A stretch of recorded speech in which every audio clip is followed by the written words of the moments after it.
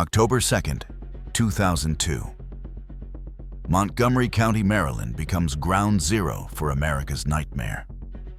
James Martin emerges from Shoppers Food Warehouse, groceries in hand, completely unaware that death watches from the shadows. The crack of a rifle shatters the suburban evening. Martin crumples to the asphalt as milk cartons burst and bread scatters across blood-stained pavement. 100 yards away, crosshairs disappear into darkness. The hunter strikes again within hours. Sonny Buchanan tends his perfect lawn when a .223 caliber bullet extinguishes his life mid-stride. The American dream bleeds out on freshly cut grass. By nightfall, a third victim, a cab driver filling his tank, joins the growing body count. 3 victims, 3 perfect shots, 3 clean escapes. Montgomery County's safest corner transforms into a killing field. Their homicide rate explodes by 25% in a single day. Something evil has awakened, and everyone senses with growing dread. This is just the beginning. Detective Chief Charles Moose stares at crime scene photos like tarot cards predicting doom. The FBI arrives with digital battlefield technology, mapping trajectory angles and hunting a phantom who materializes only to kill before vanishing into suburban anonymity. Each shot comes from 100 to 200 yards. No witnesses, no mistakes. Criminal psychologists theorize 2 minds orchestrate this symphony of death. A sniper and a spotter working in deadly harmony. The victims multiply with terrifying efficiency. Sarah Ramos sits peacefully on a post office bench when thunder echoes across the parking lot. A 25-year-old nanny becomes the 5th casualty at a gas station. Pascal Charlotte, 72, crosses a Washington, D.C. street on his final journey as witnesses glimpse an older Chevrolet fleeing into darkness. But these victims provide something precious: bullet fragments large enough for forensic analysis. In sterile labs, technicians piece together metallic jigsaw puzzles. The weapon signature emerges: .223 caliber hollow points, traveling at 3,400 feet per second, designed for maximum devastation. Geographic profiler Kim Rosmo enters the investigation like a digital fortune teller. His computer devours crime scene locations, processing thousands of case studies to map the killer's comfort zone. The software generates a 3-dimensional probability surface, a crystal ball revealing where evil likely sleeps. Red zones indicate high probability areas. The killer's home lies somewhere within those crimson pixels. But profiles can't stop bullets, and the phantom adapts faster than authorities can predict. Chief Moose's television reassurance echoes across terrified communities that school will remain normal. The sniper's response arrives at dawn, an 8th grader approaching his school entrance when a bullet finds him. In nearby woods, investigators discover the killer's calling card, a tarot death card inscribed with a chilling message claiming divine authority over life and death. Parents clutch children tighter. The American dream bleeds out on suburban sidewalks. Innocence lies shattered beneath autumn leaves. The killing spree intensifies with mechanical precision. Dean Myers falls at a Manassas gas station. Kenneth Bridges meets identical fate in Fredericksburg, a police officer standing helplessly 50 yards away. Linda Franklin, FBI analyst, becomes victim 10 in a hardware store parking lot. Federal agent turned prey in her own hunt. President Bush mobilizes military surveillance aircraft to patrol the skies, equipped to detect muzzle flashes. But the phantom strikes beyond their electronic eyes, always one step ahead of America's most advanced technology. In Ashland, Virginia, 90 miles from the kill zone, the sniper wounds another victim, leaving behind a 4-page letter demanding $10 million. Conrad Johnson steps off his bus on what should be a routine morning, instead becoming victim 13 in the killer's final chess move. The ransom demand reveals desperation masked as grandiosity. After 12 shootings, money suddenly matters, not for wealth, but for the intoxicating rush of playing God with innocent lives. A Catholic priest in Ashland receives an unexpected phone confession. The voice seeks absolution for sniper killings, then mentions something else. A murder in Montgomery, Alabama, 1 month prior. Police records confirm 2 liquor store employees shot during robbery. 1 dead, 1 survivor. Forensic technicians descend on the Alabama crime scene with scientific precision. Magnetic powder, ninhydrin chemicals, and superglue fuming reveal hidden fingerprints on a dropped magazine. The automated fingerprint identification system scans millions of prints in government databases. A match emerges from immigration records. Lee Boyd Malvo, 17, Jamaican immigrant, known by his street alias. Connected to Malvo is John Muhammad, 41, who once dated the teenager's mother.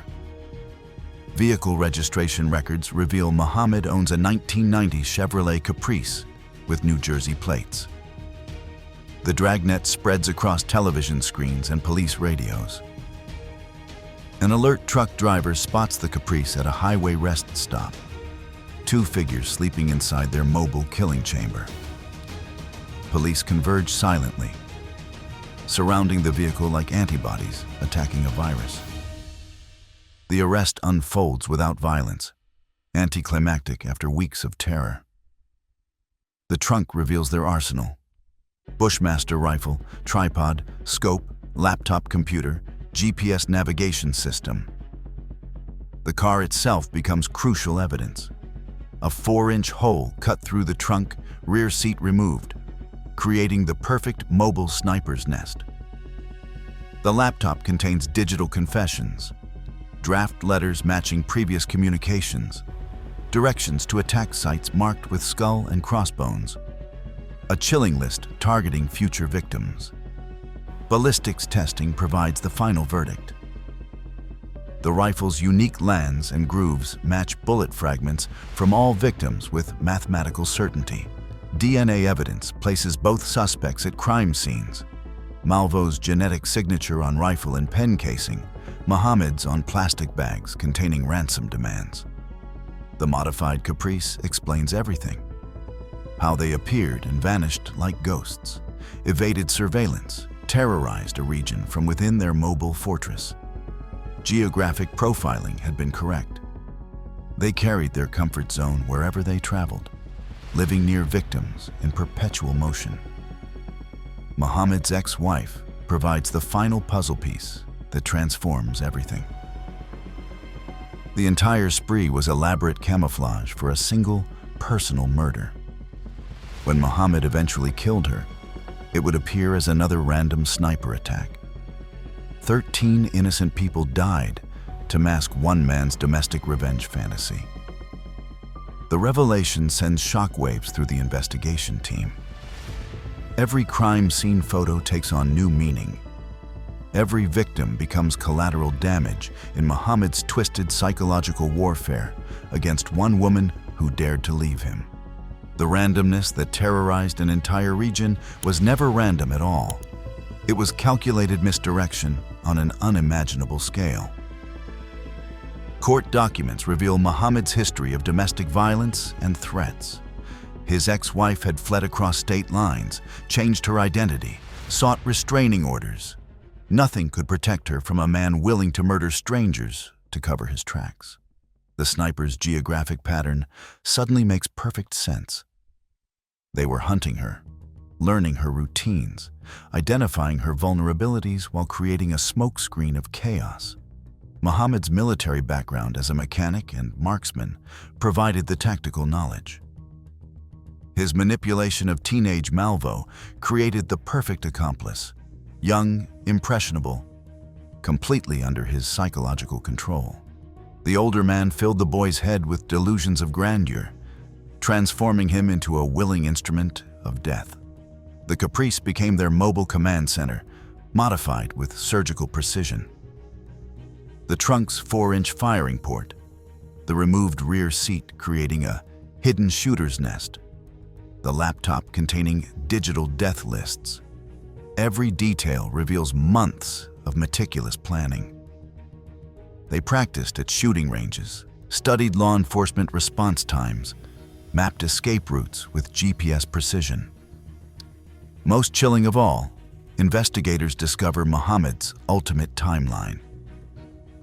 After the chaos reached its peak, after authorities exhausted every lead chasing phantom terrorists, he would strike one final time. His ex-wife would die in an apparently random attack, just another victim in an unsolvable spree. Then the killings would stop, leaving behind only questions and a grieving widower above suspicion. The smoking gun, both literal and metaphorical, places justice squarely in forensic science's hands. Advanced ballistics, DNA analysis, geographic profiling, and digital evidence weave an inescapable web around the killers. Justice comes swiftly through concrete and steel. John Mohammed receives the death penalty, executed by lethal injection in 2009.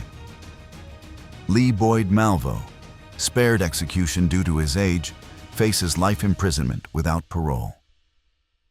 Their 3-week reign of terror ends in solitary cells, their names forever linked to one of America's most chilling crime sprees. The phantom snipers who paralyzed the nation's capital, who transformed routine activities into potential death sentences, who made parents fear sending children to school, captured not by luck or chance, but by the relentless pursuit of scientific truth. Forensic evidence doesn't lie. DNA doesn't fabricate stories. Ballistics analysis reveals immutable facts. The same technology that maps crime scenes with digital precision ultimately delivered justice to 13 innocent victims who deserved so much more than becoming pawns in one man's twisted game of revenge. The case stands as testament to modern investigative techniques triumphing over seemingly impossible odds. When terror comes home to America's suburbs, science fights back with mathematical certainty, ensuring that even the most careful killers cannot escape the truth written in blood, bullets, and genetic code.